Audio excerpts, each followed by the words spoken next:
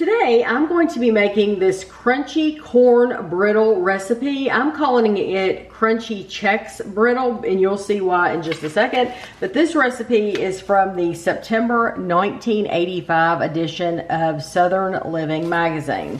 And so what you're gonna need for this recipe, you need 1 cup of firmly packed brown sugar, a 1/4 cup of light corn syrup, and we're using the Cairo brand. You need a 1/2 cup of water, 1 teaspoon of salt, 3/4 cup salted peanuts. I'm using the Planters cocktail peanuts because we love those. You need 2 tablespoons of butter. You need a 1/4 teaspoon of baking soda, and then you need 5 cups of crispy corn cereal squares. So, Chex. That's why I'm calling this crunchy Chex Brittle. So, those are your 5 cups. So, what you want to do is you want to get a big pan because all of your cereal and everything is going to end up in this pan. So, start with the big one. And you're going to combine your sugar, syrup, water, and salt.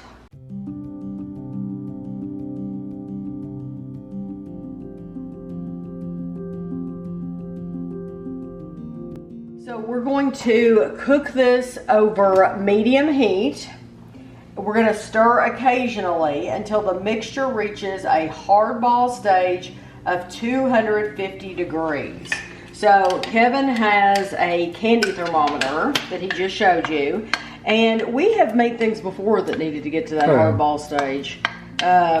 So you're just going to keep stirring it and let it get to that stage, and then we'll tell you what comes next.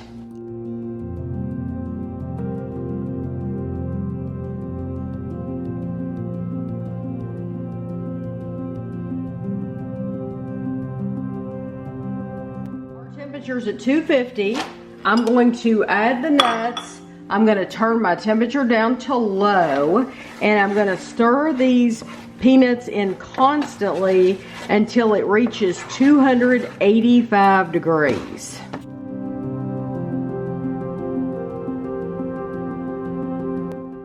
It reached 285. We're going to add in our butter and our baking soda, and we're going to stir it, and you want to work quickly. And then we also want, after our butter melts, we are going to add our cereal.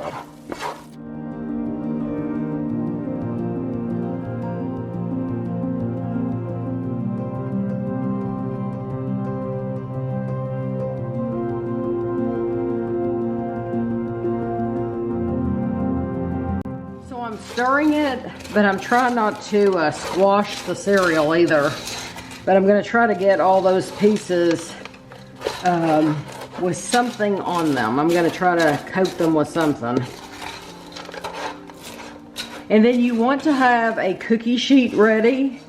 And I've got parchment paper on my cookie sheet because you want to work quickly because this is going to solidify. And you want to pour this out, and then spread it out. That pan is very hot.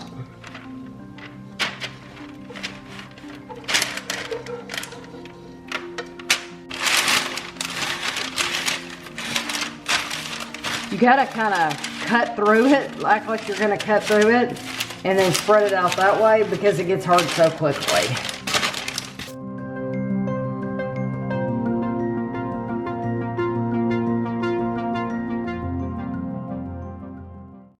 About as good as it's going to get, and you're going to end up breaking it apart anyway. So it says spread the mixture evenly onto a buttered jelly roll pan. The reason we didn't butter it is because we used parchment paper. If you don't use parchment paper, you're going to want to butter your cookie sheet. And then it says let cool and break into pieces. So even though you see some bigger pieces here, we're going to end up breaking these apart once it cools. So right now, that's what we're going to do. I'll probably set a timer for probably, I don't know, 30 minutes or so, and then we'll check back in. So this has been sitting here for right at about a half an hour, but it probably didn't take 15 minutes, honestly, if I had checked on it earlier. Because look, I mean, it is like pieces of glass. So just for demonstration purposes, I'm putting it on this plate. But normally something like this, you would put it in a bowl, or you could put it in a Ziploc bag would be the best. And then just, you know, like you would any kind of Chex Mix. Is it sticky at all? Not really, no. No. And that's more good. Like brittle. It's more like a brittle, yes. It's more like a brittle. And I don't know that I've ever really made a real brittle. But look, somebody's going to be happy with that piece. Because you get lots of peanuts there. So I was concerned. Kevin and I really like peanuts. And so we always want the most peanuts possible. But honestly, this seems like it's plenty of peanuts to me. It seems like all the pieces got coated. Good ratio. And there's a good ratio of peanuts and cereal. So I'm going to continue to break this up. And then Kevin and I will take it over to the table and give it a try.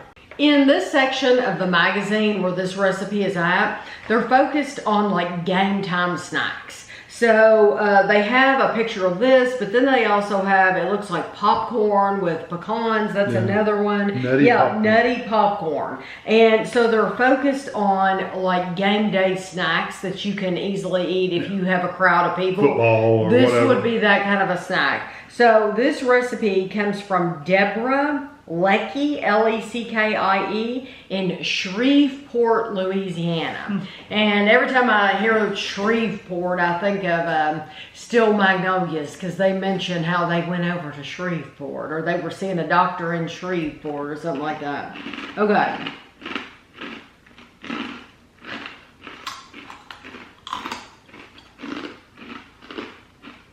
Crunchy. Well, that's in the name. You know what's hard, but it's not hard. Like it's very crunchy, but it's not. The good thing is everything is lightly coated for the most part, so there's no big humps of like hard sugar. What do you think of that big hunk of peanuts you just ate? Loved it. Did it come apart pretty easy? Well, in my mouth, I stuck the whole. That's what I mean. When you bit into it, it wasn't like brittle. It was softer. This is 100% the kind of snack that's dangerous. Very, very dangerous. This reminds me, if you've ever bought like the Fiddle Faddle or anything like that, except that's with like, what is it? Isn't that like popcorn and stuff? The poppycock is popcorn usually. But with this cereal, I like this better. It really is delicious, but it reminds me of that, the flavors. Theirs is more caramel-like though. This is more of a brittle-like flavor. Right. Almost like a toffee. Yes, it is delicious though, and it works fine. Oh yeah. The only thing, and it does not need it at all, but the only thing you could do is if you really wanted to, you could put a little salt on them. But I think they're salty enough. I can't imagine being saltier. We added a salt. We added a teaspoon of salt, and we used salted peanuts. I'm saying a sprinkle on top. But it really doesn't need it, honestly. I'm saying that, but it really doesn't. You know what you could do?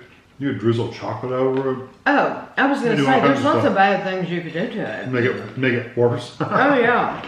But it's good, just as it is. And I do think it has a nice saltiness, but it's very sweet. It does. It's a very nice crunch. You don't have to add salt to it. But it's not, I was worried about it being glassy, like a very thin peanut brittle. And like shards. Because it's in with the pieces of the cereal and the peanuts, it breaks it up enough to where you're not getting a hunk of that in your teeth. You also added was it baking soda? Yes. Baking powder? And that makes baking soda. Baking soda makes it a little fluffier, like puffier. So it's it adds air to that the sugar, so it's not as glassy. Right. Well, this is absolutely something that. But now, what would you? Are there any tips that you or tricks you could use if you don't have a candy thermometer? Because that seems like the only tricky part of this is. Yeah, I mean, mom used to take a glass of cold water and take a little drop of it, drop it in the water, and look at it, what it does in the water. You know, does it form a ball? That's not scientific at all. I'm never going to do that. Well, that's what they did before they had thermometers, but no, not really. Not really. Okay. Well, I just wondered if you didn't have a candy thermometer, then it would be nice if there was like a certain time. Yeah, but you never know what your heat's going to be. Exactly. How You hard don't are you know. blowing Like they said medium heat, but our medium heat might be not your medium heat on your stove, you know? So I guess that's why a candy thermometer is more accurate, and that's your best bet. So you just need to order one on Amazon. So they're pretty cheap. They're pretty cheap. And get one at Walmart. Get one at Walmart, exactly. I'm just thinking that through Amazon, they're going to bring it right to your front door. You don't even have to leave the house to get that. Very true. But I love this. I think it's delicious. Very good. Yeah. So I hope you enjoyed the video, and thanks for watching.